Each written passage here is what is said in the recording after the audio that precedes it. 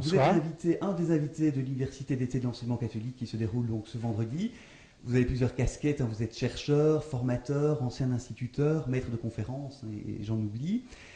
Donc le thème de notre université d'été cette année est donc autoriser l'autorité. Alors je vais rentrer directement dans le vif du sujet. Faut-il autoriser l'autorité ou est-ce qu'il faut la bannir de nos sociétés démocratiques? Alors moi je prétends que l'autorité c'est justement un terme qu'il faut certainement réhabiliter dans nos sociétés démocratiques. Dans autoriser l'autorité, moi j'entends autoriser l'autre à être auteur de lui-même, hein, c'est un peu ce que j'ai développé dans mes travaux, et puis aussi peut-être s'autoriser soi, je pense au formateur, à l'enseignant, au directeur d'établissement, s'autoriser soi à penser l'autorité autrement que dans une conception exclusivement autoritariste. Hein, ce qu'on entend beaucoup aujourd'hui, enfin le sens commun de l'autorité, c'est souvent effectivement l'idée de rétablissement de l'autorité, l'idée d'autoritarisme. Donc autorisons-nous à penser l'autorité autrement que dans cette conception exclusivement autoritariste qui nous éloigne pour le coup de la démocratie. Alors justement, pourquoi est-ce que c'est nécessaire, par exemple, d'établir des relations d'autorité entre adultes et enfants? Alors, l'autorité, on entend souvent, enfin c'est effectivement un terme péjoratif et on a souvent le sentiment effectivement qu'il ne faudrait pas en exercer ou qu'au contraire c'est quelque chose de naturel. Ce qu'on s'aperçoit quand on examine certains travaux de chercheurs, c'est que l'autorité, elle fait partie de la relation humaine dès les débuts de la relation humaine. Hein. Quelqu'un comme Daniel Marcelli, par exemple, en France, a montré que, effectivement, la relation d'autorité, dès les premiers hommes, dès les premiers groupes humains, il y a eu des leaders qui se sont effectivement imposés dans les groupes pour que ces groupes humains puissent se protéger des dangers environnants. Et donc, ces gens qui se sont imposés dans les groupes, on leur a obéi, le reste du groupe leur a obéi parce que c'était leur sécurité, leur survie qui était en jeu. Bon, et pareil avec les enfants, bon, Marcelli démontre ça aussi au niveau de la relation adulte-enfant, de la relation éducative. Donc l'autorité, c'est vraiment quelque chose qui est inhérent à la relation humaine.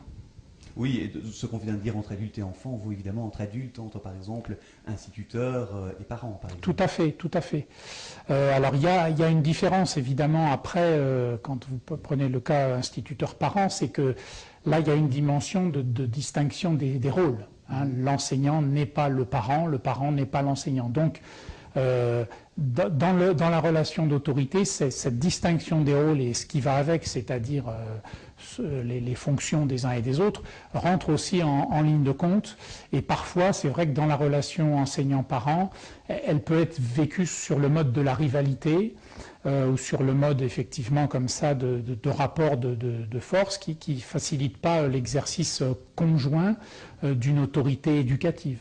Et est-ce qu'il y a des alternatives ou des substituts, justement, à cette relation d'autorité, par exemple, entre adultes et enfants? Alors, moi, je ne parlerai pas de substitut parce que je dirais que la relation d'autorité, elle est aussi inhérente à la relation adulte-enfant. Simplement, il faut savoir de quoi on parle quand on parle de relation d'autorité.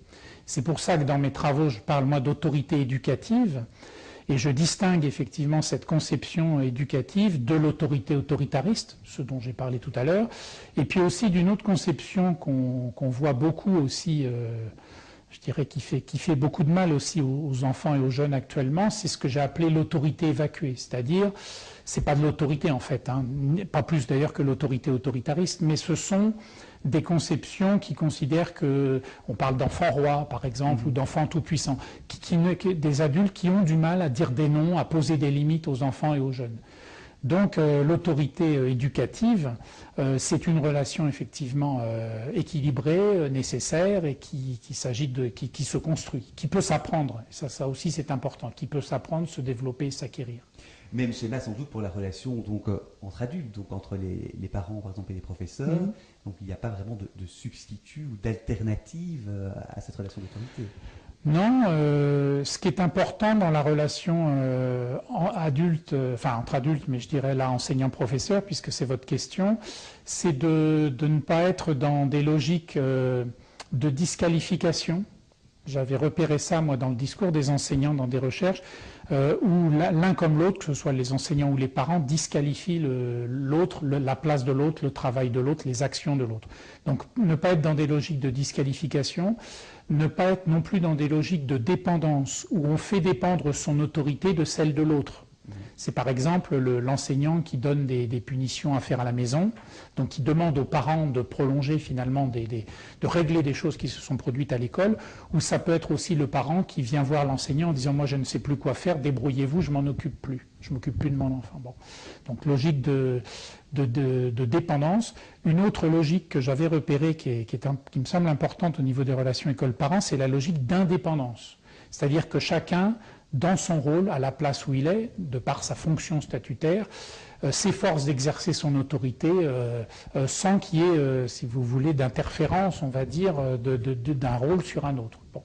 Et puis, une fois que cette logique d'indépendance est posée, du coup, on peut travailler en complémentarité, en logique de complémentarité ou en logique de coéducation.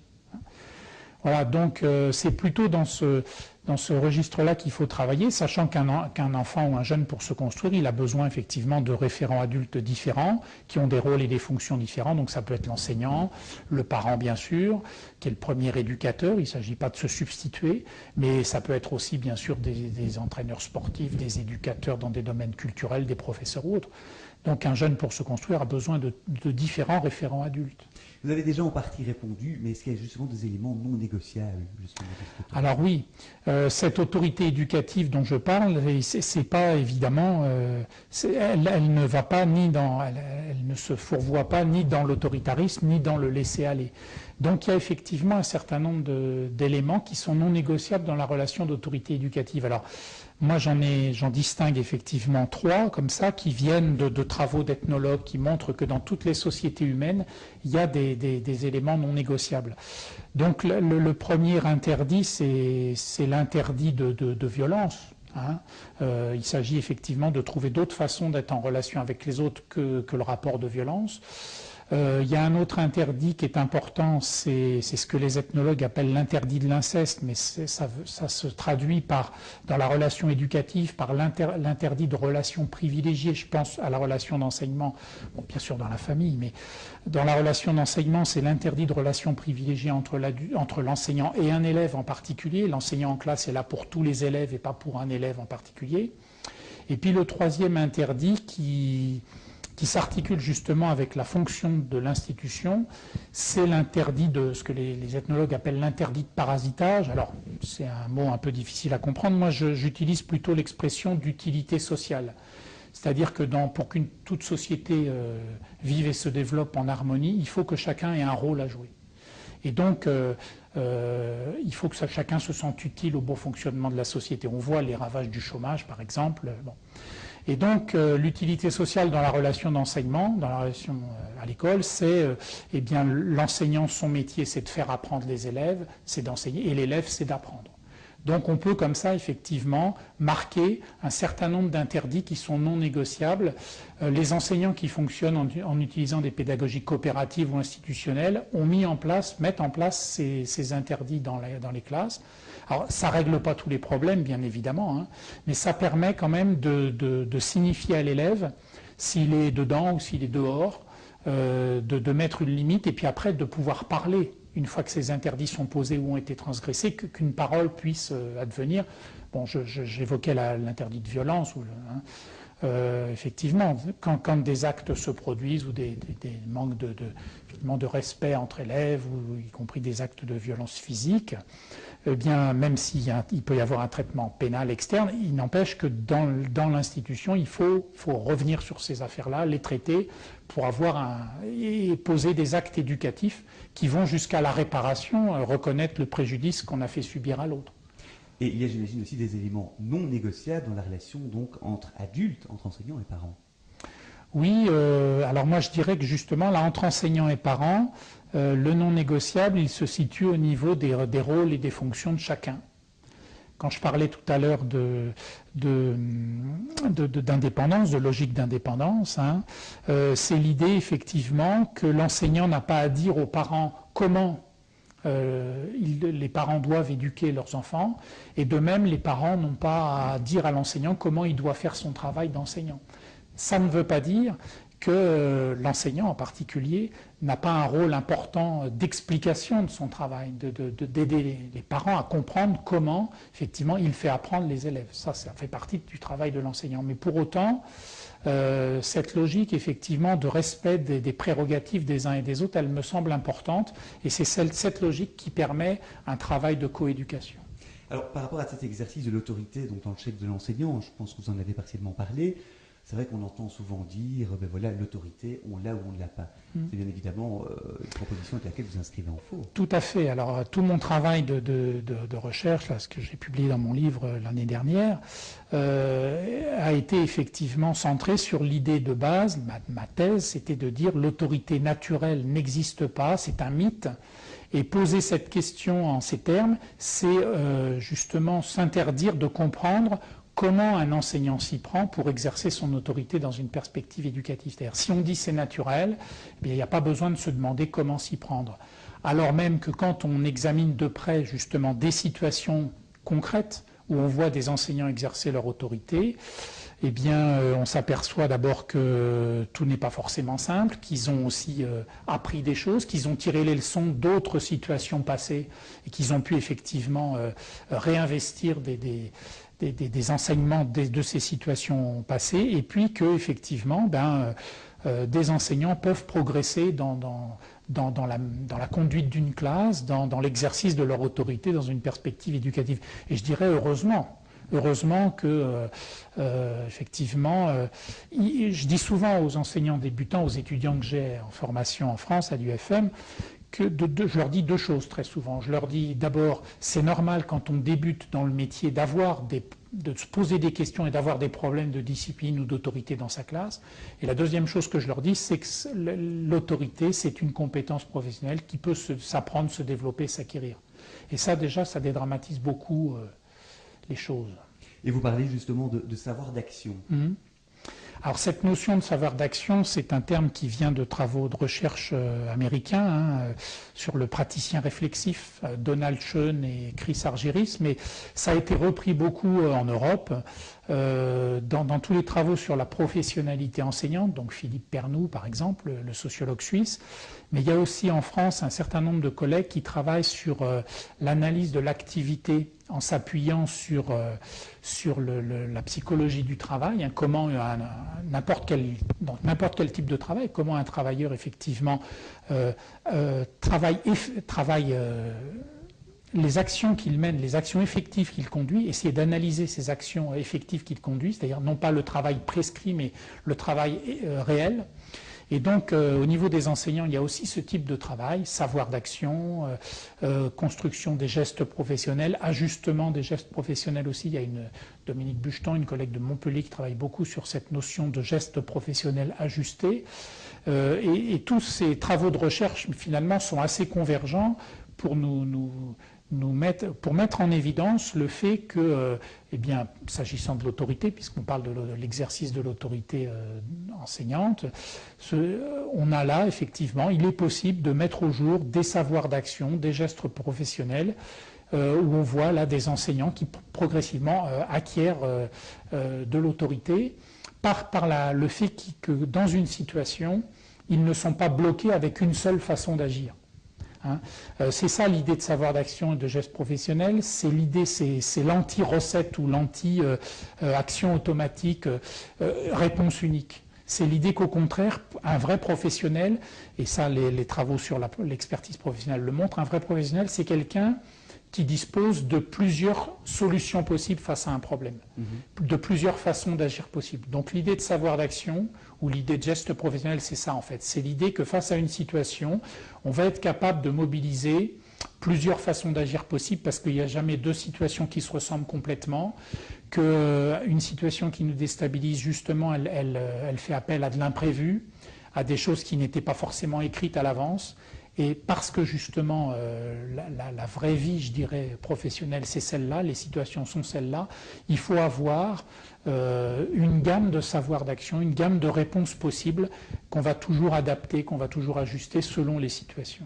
Oui, justement, donc en parcourant votre livre, hein, c'est ce que vous dites, donc le rôle particulier de l'observation, et donc vous dites aussi, ben voilà, tout se joue à partir de ce que l'enseignant a capté, l'observation des élèves et le décodage des situations. Oui, alors effectivement, plus exactement, je parle de la prise d'information, de l'importance de la prise d'information. Bon, c'est effectivement un moment de l'observation, et donc toutes ces théories sur l'analyse de l'action, les savoirs d'action, les gestes professionnels, etc., toutes ces théories qui analysent l'activité professionnelle, là en l'occurrence des enseignants, insistent effectivement beaucoup sur le fait que quand une personne agit, quand un professionnel agit, il commence par prendre de l'information sur les situations.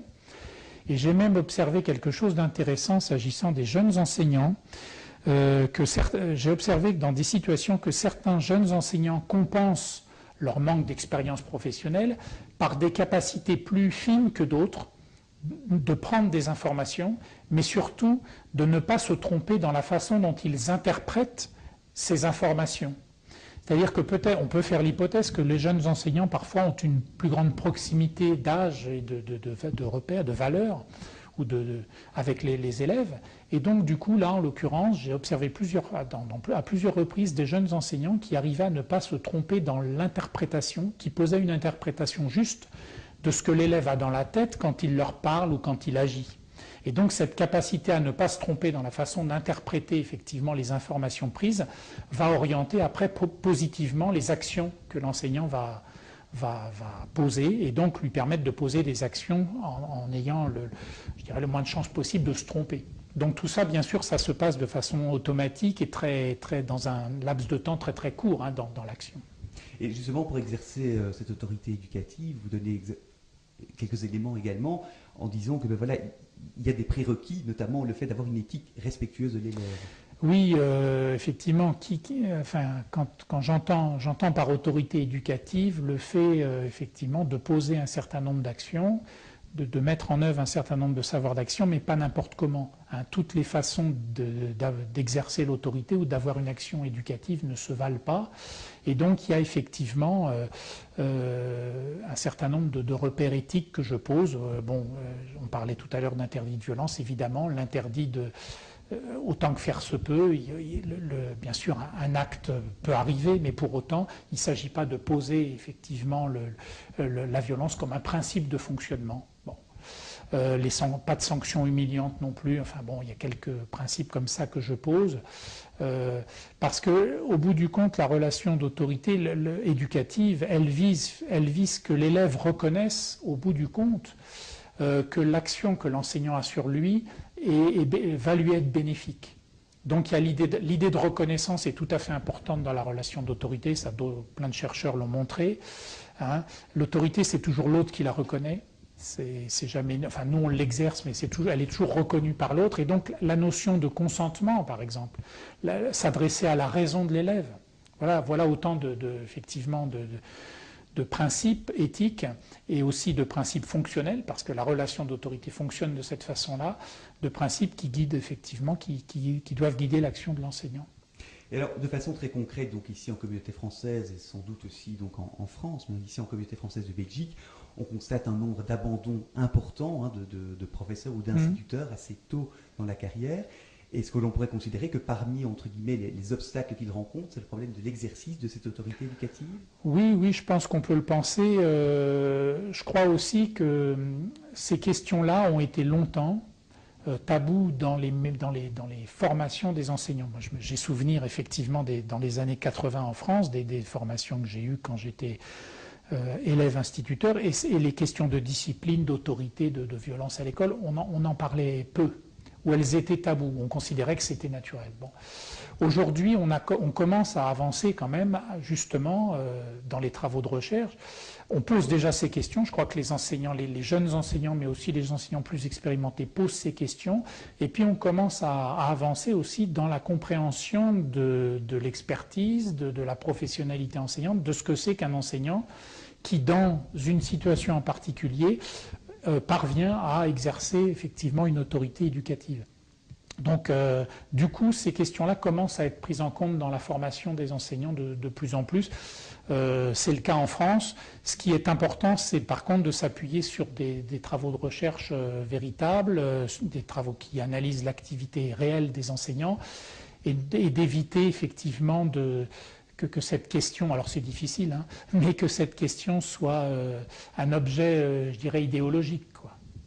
Donc il y a une évolution parce que dans votre ouvrage, vous étiez quand même relativement sévère, notamment en expliquant que justement au niveau des autorités du monde de l'éducation, que justement on n'allait pas suffisamment dans cette direction du choix de l'autorité éducative. Disons que, bon, vous savez, il y a un discours d'affichage aussi qui parfois évidemment a des arrière-pensées politiciennes, électorales ou autres. Et puis quand on va vraiment un petit peu plus au fond des choses et qu'on regarde effectivement notamment les travaux de recherche qui sont produits ou la réalité des problèmes que connaissent les professionnels, et bien là effectivement on s'aperçoit que on a aujourd'hui un certain nombre de ressources, un certain nombre de travaux, un certain nombre de pratiques, de formation également, qui nous permettent d'aborder ces questions dans la formation initiale ou continue des enseignants. Eh bien, je vous remercie beaucoup d'avoir répondu à nos questions. Merci à vous. Voilà.